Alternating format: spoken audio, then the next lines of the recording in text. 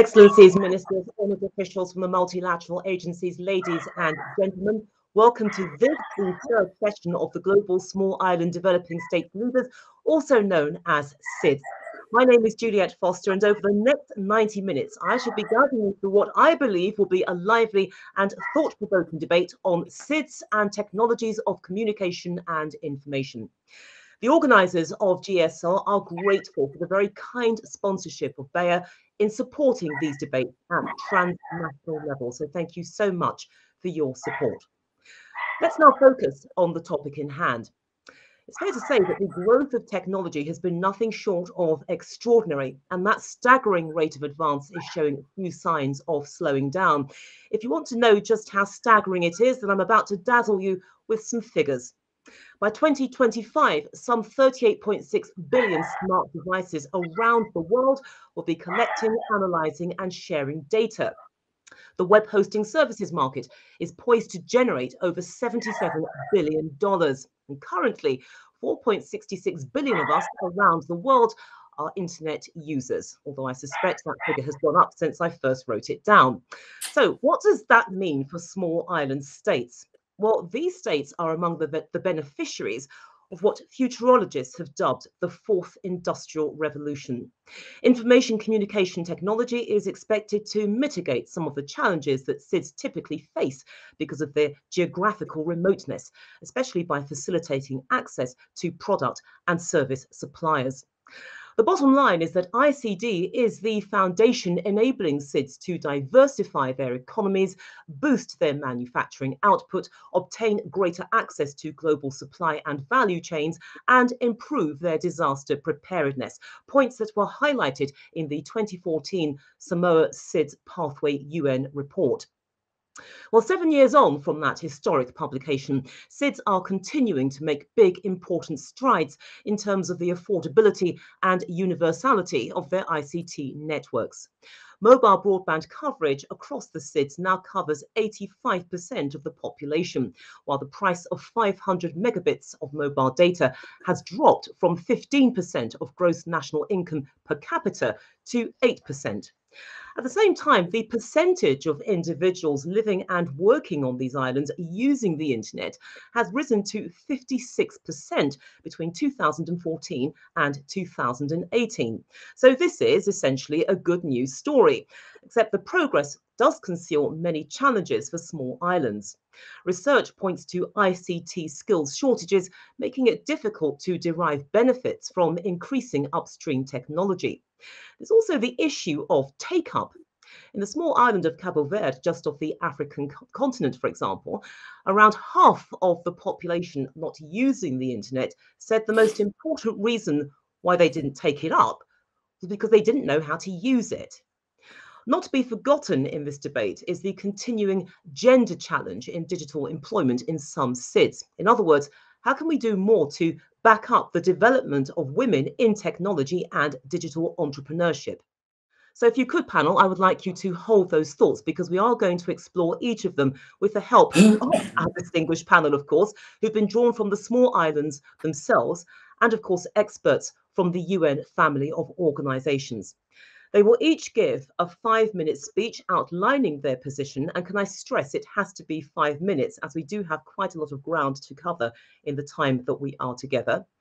And after those 5-minute presentations, I will ask each of you a question, and there will be more general questions towards the end of the session. I would like to invite to the floor His Excellency Jean-Paul Carteron, who is Ambassador of the Solomon Islands to UNESCO and the Food and Agriculture Organization of the United Nations. Ambassador Carteron is the co-founder of the GSL initiative with his colleague, Ambassador David Doyle. Donc, Monsieur Ambassadeur Carteron, bienvenue à cet environnement et la parole est maintenant à vous. Thank you, Juliette. Thank you to David. Thanks to him, we started with this GSL initiative and it is expanding now month after month. We have two main partners who are Seychelles, with the support of the Minister of Foreign Affairs, Radegonde of Seychelles. We have also Dominican Republic, with the support of Mario Arvelo, who is the ambassador of Dominican Republic to FAO. And we are expecting in the next week to come a number of other delegations, other governments joining us in order to implement this new concept of transversal diplomacy that we wish for the future in order to address concretely the main issues related to small islands. I would like to thank Bayer. Bayer, we saw a beautiful movie of presentation. Bayer is supporting us, and I welcome Natasha Santos. Natasha is a brilliant and respected woman, highly qualified, and her activity at Bayer Crop Science Division as Vice President and Head of Stakeholder Strategy and Affairs is key for addressing issues of agriculture, food, and food security. She will speak about a very special issue, which is digital tools which are transforming agriculture and improving the life of millions of persons, improving or being in position of improving if we develop them. We will have also, and I would like just to say in a few words who are our guests. I thank all of them for accepting to participate in this debate. Angel Miguel Moratinos. Moratinos is the United Nations Under Secretary General, holding the post of High Representative for the United Nations Alliance of Civilization. If you did not have the opportunity to verify the activities of the United Nations Alliance of Civilization, I would suggest that you inform yourself, because it's a very, very key and important initiative of United Nations. He was Spanish Minister of Foreign Affairs and very respected EU Special Representative for the Middle East peace process. He worked a lot in the Middle East, and it would be useless to introduce Mr. Moratinos. Mr. Courtenay-Rattray is the United Nations High Representative for the least developed countries, landlocked developing countries, and small island developing states. Thank you, Mr. Rattray. You are the person in charge of all these issues in New York. And I know that when you were ambassador of Jamaica to United Nations, you already served as co-chair of the group of friends of the Sustainable Development Goals financing. Peter Kenny-Laurea, co-president of the ACP-EU Joint Parliamentary Assembly. Mr. Kenny-Laurea is MP in Solomon Islands. He is actually, for him, it is midnight. Thank you to be with us. It's late. You served as an international civil servant in the United Nations Secretariat in New York, and as permanent secretary of the Ministry of Foreign Affairs in Honiara. Altai Saint-Gizer, with a recording contribution because at the last moment he could not make it, is president of the General Conference of UNESCO, actually, and he will chair this conference in a few weeks when we open it. Malcolm Johnson, ITU Deputy Secretary General, replacing Gulin Zhao, the Secretary General. Mr. Johnson is one of the most respected ICT experts in the world, and his role as ITU is now key as far as so many post-COVID issues have to be addressed.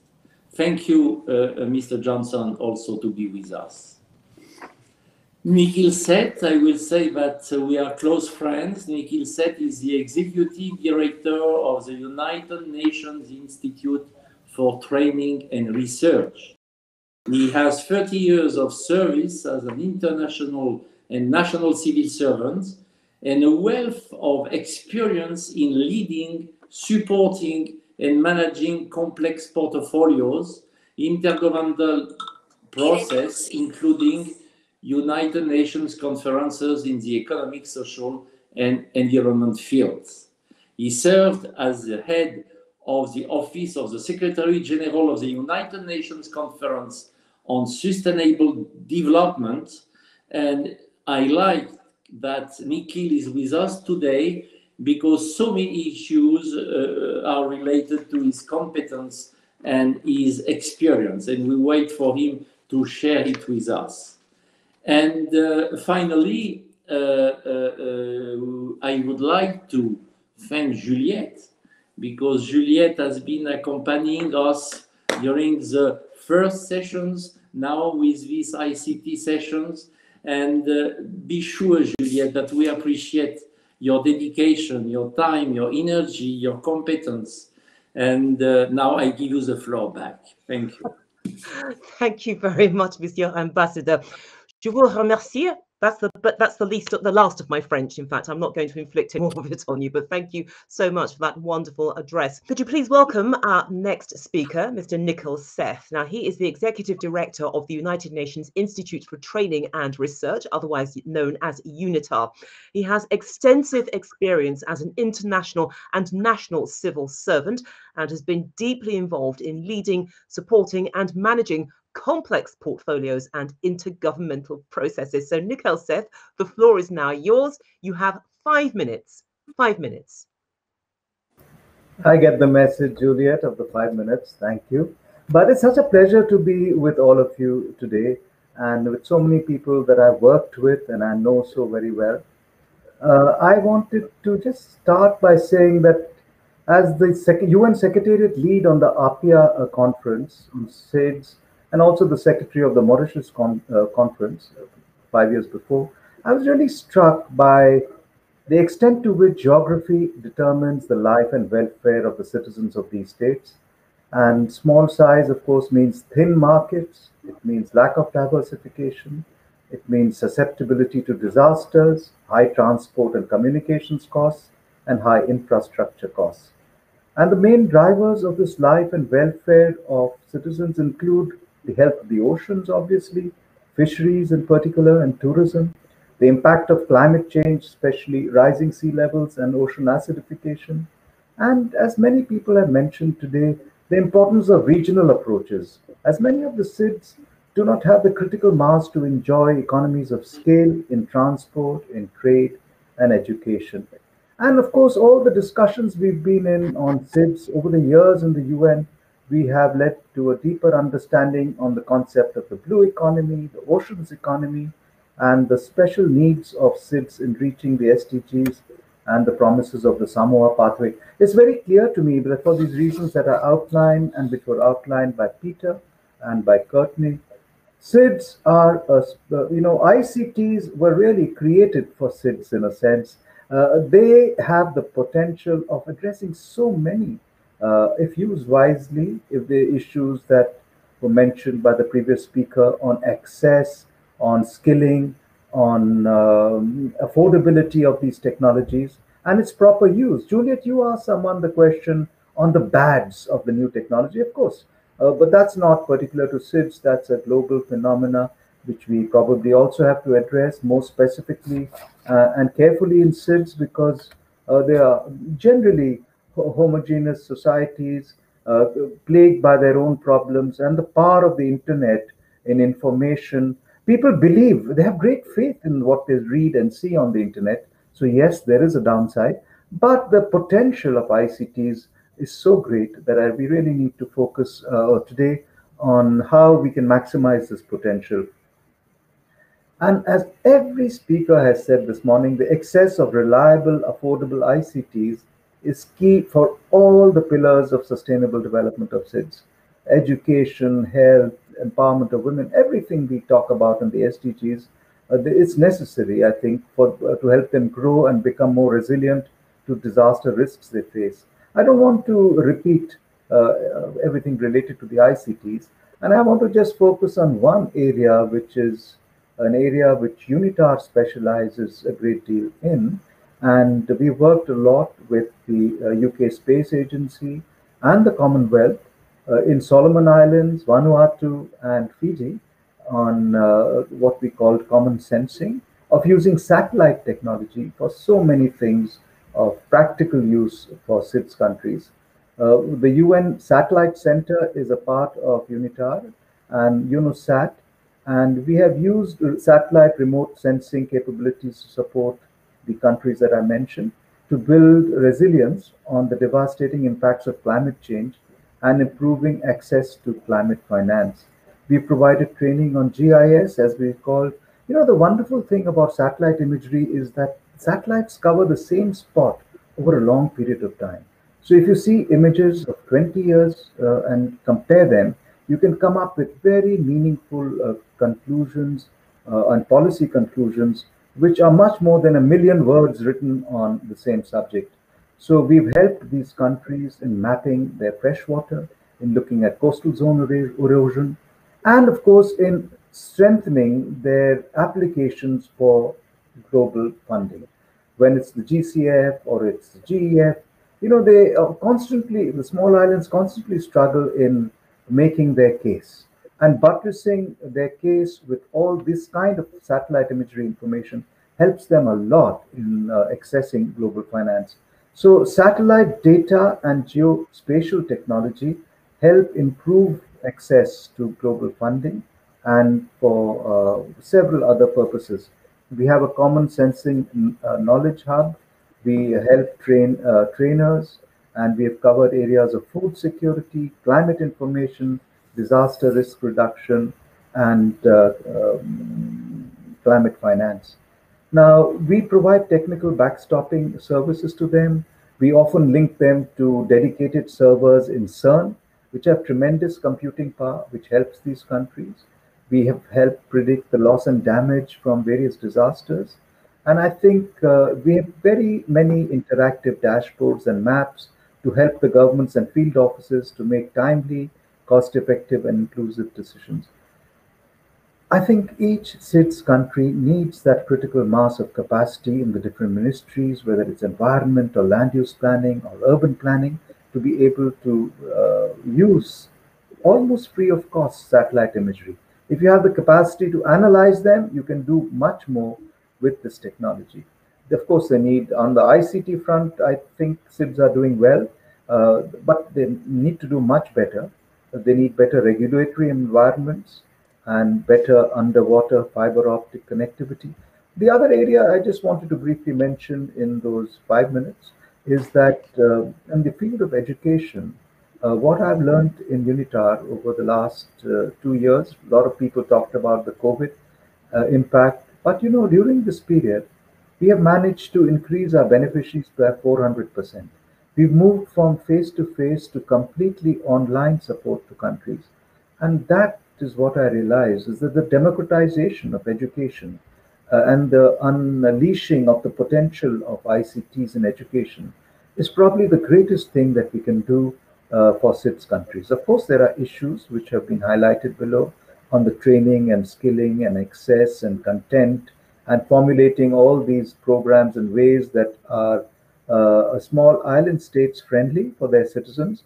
But there is great potential in helping us universalize many of the skills, the education, and the things that are needed for progress in each and every one of the Sustainable Development Goals. We are always there, UNITAR, as we have helped these 3 countries that I talked about. We want to expand our work to the Indian Ocean countries, to the countries in the Caribbean, and we want to bring about this universality and access to our master's courses, to the courses we do on waste management, which is all issues which are very, very important to SIDS. So let me end there, Juliet, and say that ICTs are doing fine. They can do much better. And now we need to focus a little more on the skilling of people in the access, affordability, and use of ICTs in many of these countries. So back to you, Juliet.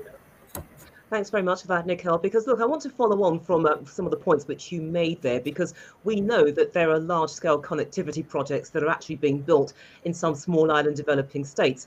They're greatly expanding job opportunities, and that's all very well and good, but it doesn't change the fact that there is still evidence of a so-called brain drain.